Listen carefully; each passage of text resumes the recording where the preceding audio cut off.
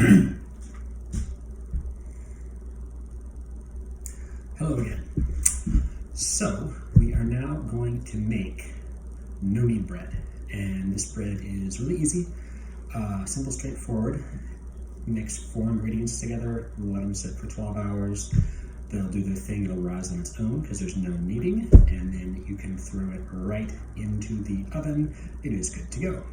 The little twist that I'm going to show you is sourdough starter. Really exciting. Really, really well. Look at all that in there. Look at the supervisor. So that's great. I'm going to throw some of this in because it will work with the no-knead. Stir it all around, get sourdough flavor in, and make some incredible breads. This is my favorite one to make as a bread. So why don't we get started? I will make a little thingy up here with the ingredient ratios. I have already measured the flour and put it in here. The standard ratio is 3 cups of flour, 1 5/8 cups of water, 1 1/4 teaspoons of salt, and 1/4 teaspoon of yeast.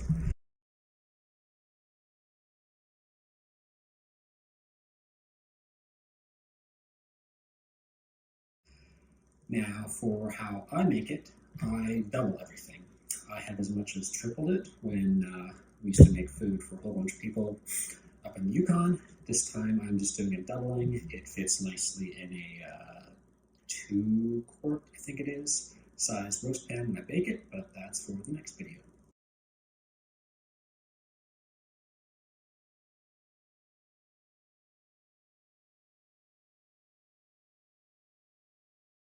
So, anyways, right here, right now, I have 6 cups of whole wheat flour in my trusty water measuring device. I have 3 1/4 cups of water.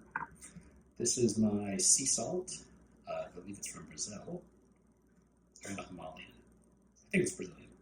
Anyway, 2 1/2 of those. So we'll just toss this in here. Put that away.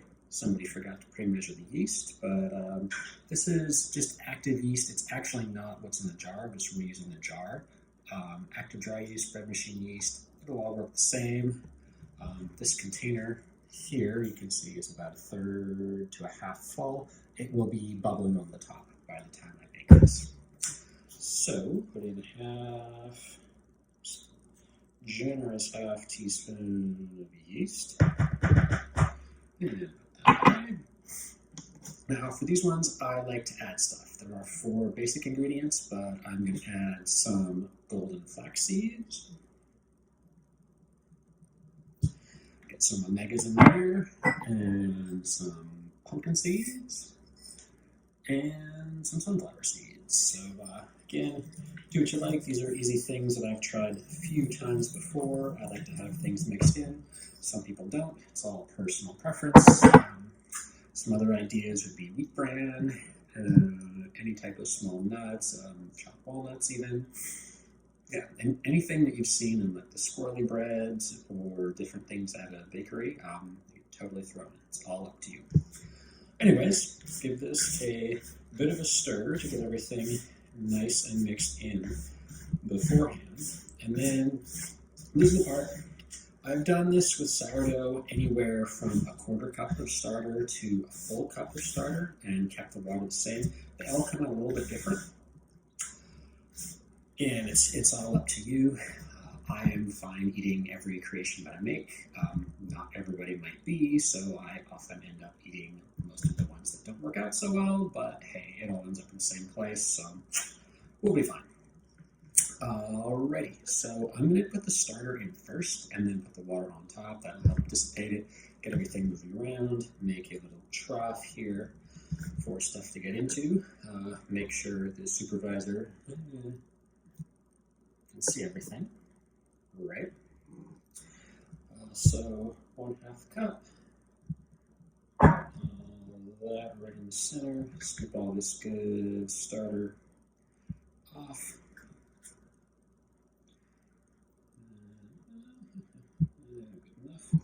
And again, same as my last one, I'm just going to rinse this out and get all of the good little pieces of starter moving around here. Adding the liquid ingredients, one thing I like to do is add a little bit, stir it, and then gradually add more. I found that works out well because there's oftentimes, when I haven't done that, I get, looks pretty good, and then you bake it, and then all of a sudden you cut it open, and there's a giant chunk like that of a nice mix of flour. That's pretty weird. So again, gradually adding the water here. This is room temperature water. It's been sitting for a while. Doesn't make a huge difference. The whole mixture will warm up as it rises. Just making sure to get this all stirred and mixed in.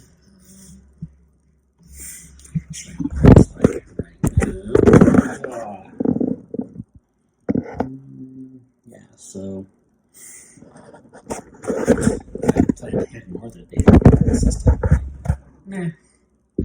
Duck's pretty much sleeping on the job anyway, so I have to talk to his supervisor. Anyways, and as I scoop this up, I'm trying to make sure that I'm pulling not always in the same direction, but getting things a good mix. So I am right-handed. It'll look totally different if you're left-handed. You could also use your hands. They will get quite sticky.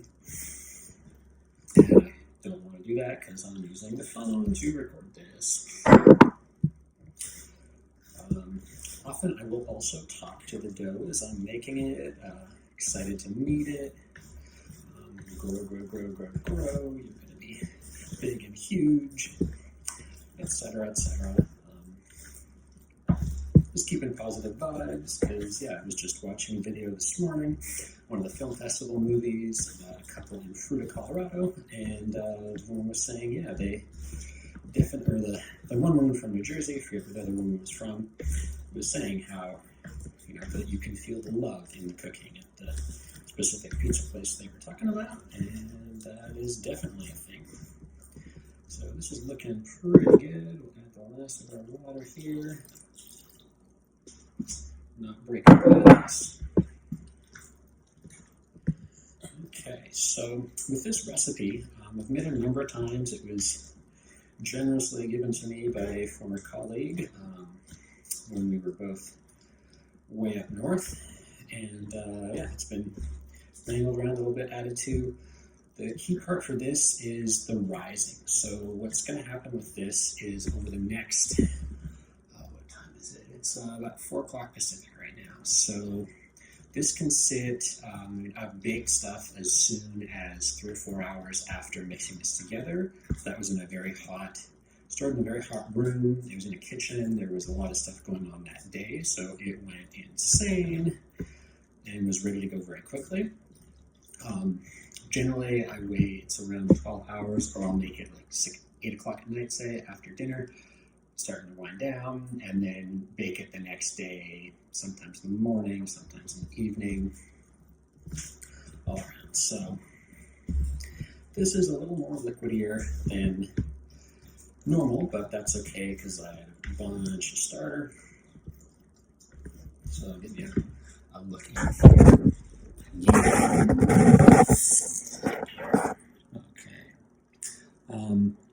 And one thing I like to be mindful of is on the sides of the bowl, you can see up here we've got some just different bits of flour and possibly salt and things. I like to get those off because they make sense. There's always a little bit of good stuff that could be in there. So the last thing I'll do when I'm done stirring is just give it a good sweep around the top to try and get all that off so it doesn't harden and stick on there. Also makes it a little bit more difficult to clean, and who's got time to spend time cleaning, right? I mean, T-Rex doesn't, unicorn doesn't, duck doesn't, we're all pretty busy, so best part. And be sure to wash that. And then the last thing we do, this is all mixed together, it's going to sit and rise for the next few hours, is grab something to cover it with. because I'm going to put this tea towel of the Whitsunday Islands, Australia, over the top, and just cover it, just keep things out of it. And then the spot right now is on top of the refrigerator. The sun has just gone away. I've put it in the windowsill, but that's okay. So here it goes. It's a nice warm spot for it to rise, get its stuff going, and then I'll check on it every so often. Usually I sometimes just leave it, don't even look at it until I'm getting ready to bake it.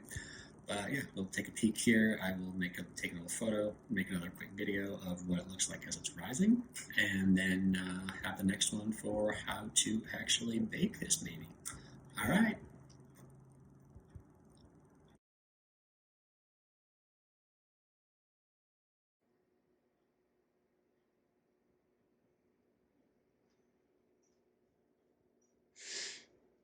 Okay, so we've waited, what is this? Almost 11 o'clock, 4 o'clock. Anyway, it's been a while, more than 10 hours. And you can see it rose up, and actually I let it sit too long, so it rose up and deflated a bit, but that's all right. It happens. And we have preset our oven to 450 degrees. And opening the oven, we have the lid, and we have what I'm going to bake in. Okay, good morning. So we have let the no-knead bread dough sit for, I don't even know what this is, for about 18 hours. A little bit long, it poofed and went back down, but that happens. It'll be fine. And in the meantime, I have preset the oven to 450. And in the oven is the bottom part of the roast pan that I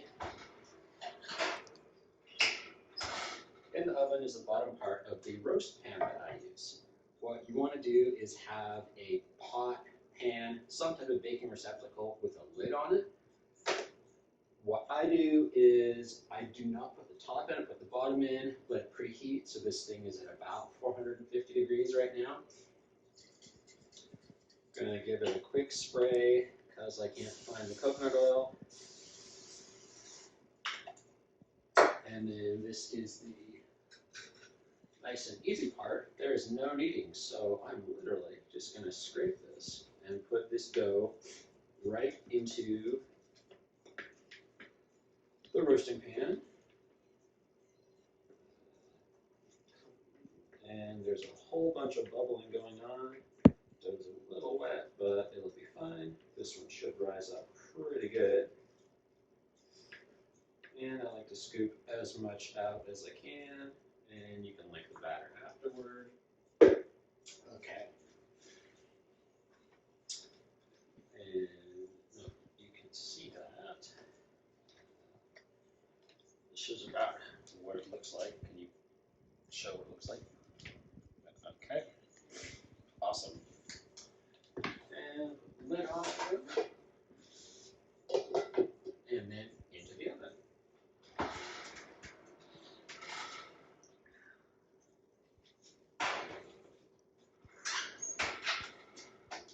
And for baking it, the official recipe says 30 minutes with the lid on, and then pull the lid off and bake it till it's a beautiful golden brown. I just set the oven for 33, it's really easy to do, and then I pull the lid off then. So we'll give it a check then and see what it looks like. Okay.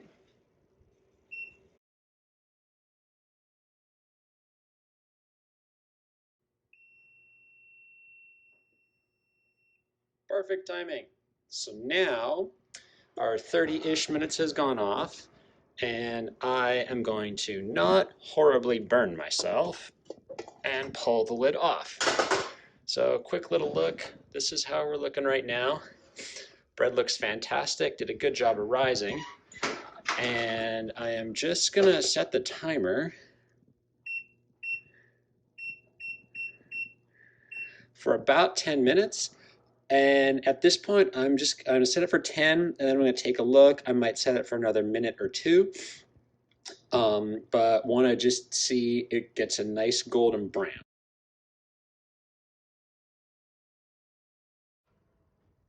Okay, so the 11 minutes has gone by, and we have a beautiful golden brown on the top of it. So I am going to call this loaf good and bring her out of the oven.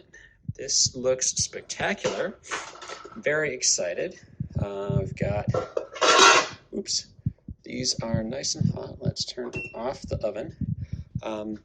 Yeah, so you are able to poke a stick or a knife or something sharp in to see, make sure that the insides are completely cooked. I'm going to call this one good right now, but that is something you may want to do. I'm going to let this sit here and cool for a little bit, and then pull her out of the roasting pan and set on top of some metal racks here so it can cool. All right, this is exciting.